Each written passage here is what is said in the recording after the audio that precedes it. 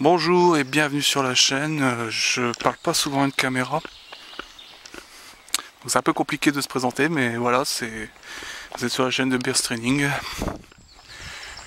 Sur cette chaîne, on va parler d'activités d'extérieur, sportives ou tout simplement d'activités physiques. On va parler de sport tout court aussi.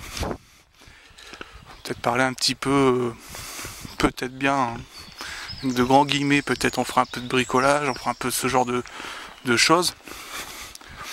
Voilà, c'est les aventures d'un petit gars qui veut chercher à s'améliorer dans la vie, qui veut faire partager des choses.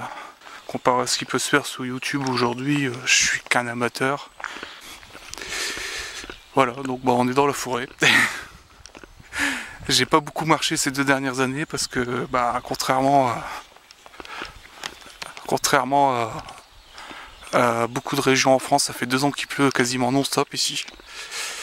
Et c'est la galère. Alors oui, depuis cet hiver, la France est globalement sous l'eau. Bon, peut-être pas dans le sud, mais... Donc voilà, il y a une cascade.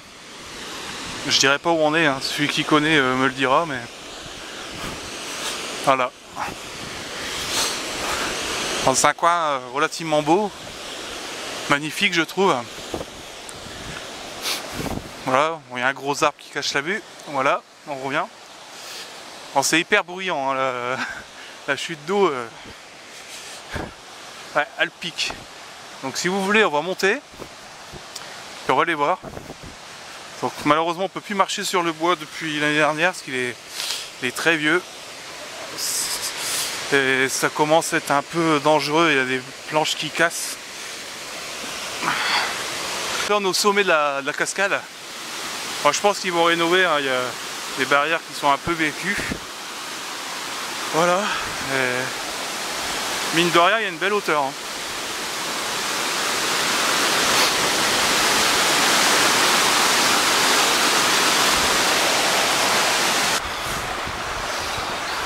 Voilà. Toujours cette odeur d'écume, c'est très agréable. Donc là, la cascade qu'on a vue est là-bas, hein. Oh, oh, oh, oh, le canard. Voilà, bon, l'avantage c'est que je peux zoomer pas mal. Normalement sans perte de qualité, d'après le constructeur à l'époque, hein. Voilà, donc ouais, vous m'entendez pas bien je crois quand je zoome, mais peu importe, il y a les canards. J'aime bien des petits cols verts comme ça, c'est magnifique.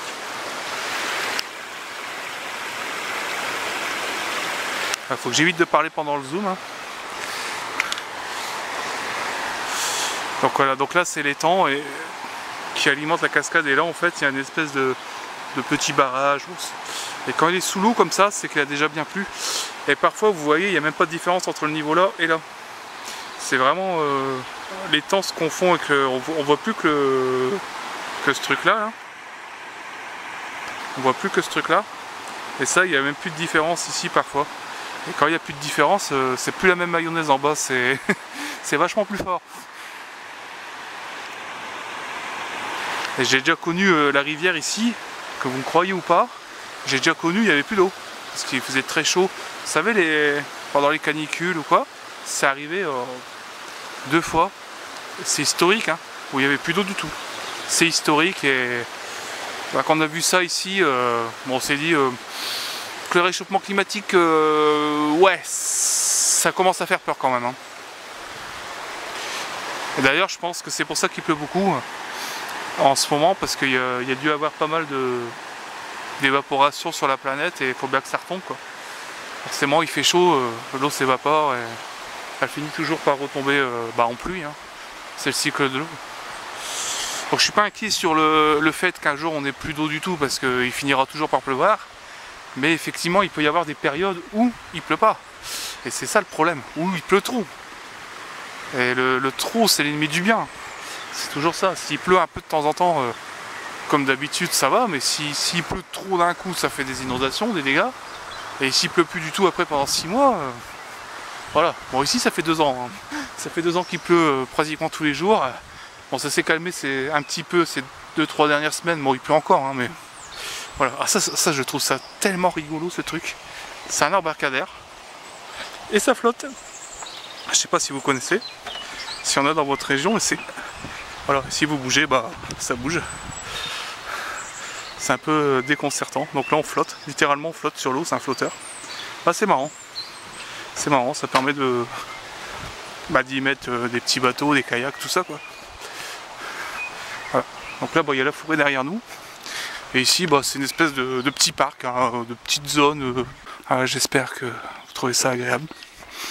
Ça, franchement je me régale. Bon, je suis un petit peu gêné par l'exercice de la caméra, hein, c'est pas une habitude. Mais globalement j'aime bien. Je partage des choses. Voilà, je pars un petit peu, je fais un petit peu de divagation. Je pense que ça va être habituel, c'est ma nature, je divague toujours un petit peu, je raconte ma vie, je raconte des choses, histoire de papoter un peu quoi. Donc je sais pas, j'aimerais bien trouver, je connais pas bien le coin en soi, enfin je le connais bien, parce que ça fait un moment que je suis là, mais je le connais pas aussi bien que d'autres forêts où j'ai pu traîner dans mon enfance. Donc je le connais sans le connaître. Je sais pas exactement où on peut trouver les coins pour animaux et tout. Parce que oui, j'aimerais bien filmer des animaux, autre chose que des canards. J'ai déjà croisé, j'ai ma petite idée. J'ai ma petite idée de là où je peux croiser certaines espèces. À force de me promener, je connais 2 ou 3 spots. Mais c'est pas évident, c'est pas évident. Donc j'ai vu du chevreuil, à ne pas confondre avec les cerfs, les biches et tout. J'ai vu un lapin une fois. Le chevreuil, j'en ai vu plusieurs fois, il y en a pas mal dans le coin. Renard, j'étais à vélo. J'ai vu des traces de sanglier, vous savez, des fois le sol est complètement retourné, enfin bref, je sais que c'est du sanglier, mais j'en ai jamais vu. Je sais qu'il y en a, mais j'en ai jamais vu. Et paraîtrait qu'il y a un loup. Il paraît qu'il y a un loup. Peut-être, hein. J'y crois moyen, mais peut-être. Donc à voir. Alors j'aimerais bien le voir, mais pas tout près. Hein. Je sais, apparemment c'est pas aussi dangereux qu'on veut bien nous le dire, mais ouais, je me méfie quand même. Donc voilà, on est reparti dans la forêt. Et plutôt agréable. C'est le chemin adjacent à celui qu'on a fait tout à l'heure. Donc ici j'ai parfois vu des animaux, mais c'est pas... Ouais, je parle moins fort du coup. C'est très très rare. Je vous dis, c'est un coin un peu plus touristique de la forêt. Il y a des coins beaucoup moins fréquentés où on a un peu plus de chances d'en voir. Mais malgré tout, c'est déjà arrivé. Surtout que là, qu'on est en début de saison, les animaux n'ont peut-être pas encore pris trop peur. Parce que quand il y a beaucoup de gens qui passent ici avec les enfants jouent, font beaucoup de bruit. Donc tous les jours, il y a des gens qui passent ici. Et forcément, les animaux, ils n'aiment pas trop ça, quoi. Donc ils ont fait un coin comme ça, un peu touristique, qui est pas trop mal pour aider à la préservation de la forêt en elle-même, parce que c'est plus de forêt, plus de tourisme, donc ça permet, grâce à ce camp-là, de préserver un peu le reste, quoi. Voilà, après je sais que cette forêt est énorme, elle va en Belgique, enfin partout, elle est très très grande, très très grande. Donc on essaiera d'explorer un peu. Et lors de mes prochaines explorations, je parlerai comme ça à la caméra pour essayer de voir quelque chose